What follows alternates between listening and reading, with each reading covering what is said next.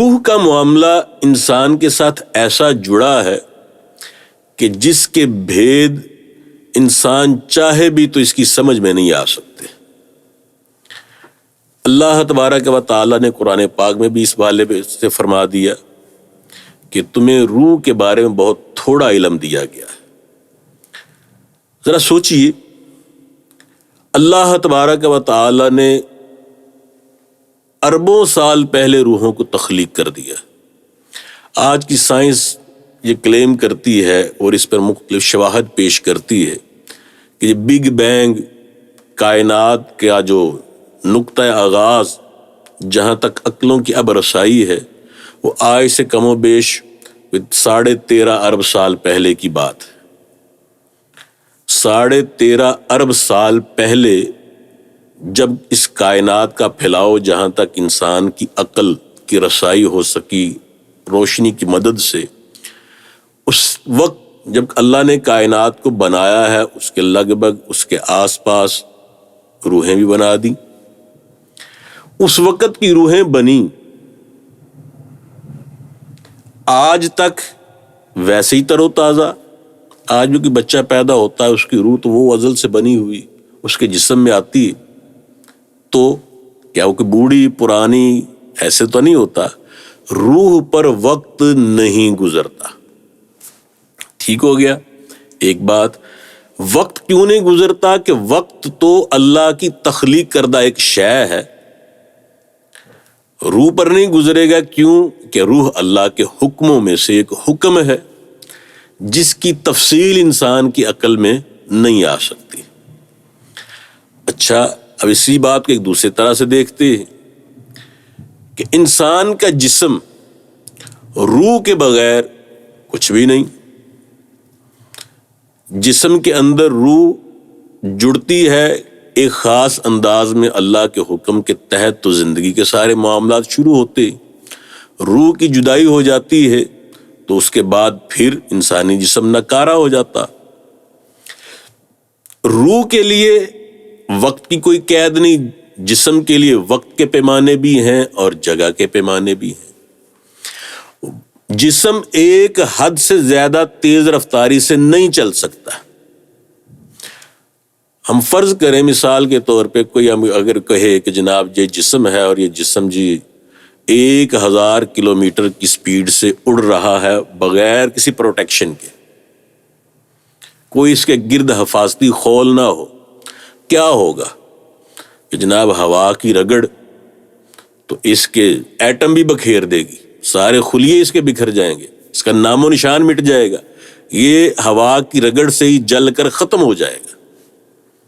یہ صرف 1000 کلومیٹر کی ہم نے بات کی، اگر اسی سپیڈ کو آپ 3000 4000 جیسے جیسے بڑھاتے جائیں آپ خود اندازہ لگا سکتے ہیں کہ جسم برداشت نہیں کر سکے گا۔ تو مکہ سے بیت المقدس جانا، آن کی آن میں پہنچ جانا اور راستے کی جزیات بھی معلوم ہونا۔ اچھا، یہ تو پھر چھوٹی بات۔ موسیٰ علیہ السلام کو ملاحظہ فرمایا کہ وہ قبر کے اندر نماز پڑھ رہے ہیں یا صلاۃ درود و سلام پڑھ رہے ہیں، اور وہی موسیٰ علیہ السلام آپ کے پہنچنے سے پہلے بیت المقدس کے اندر حاضر بھی ہیں۔ نبی پاک نے جو امامت کروائی اس امامت کے اندر مقتدی کے طور پہ شریک بھی ہیں۔ پھر جب نبی پاک آسمانوں کا سفر شروع کرتے ہیں تو یہی موسیٰ علیہ السلام آسمانوں پر بھی موجود ہیں۔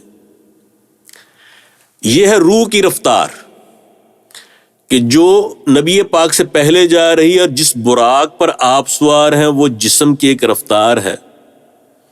روح کی رفتار بہرحال جسم کی رفتار سے زیادہ ہے، اور جسم براق کا ہے، اس کے اوپر نبی پاک صلی اللہ تعالی وسلم سوار ہے۔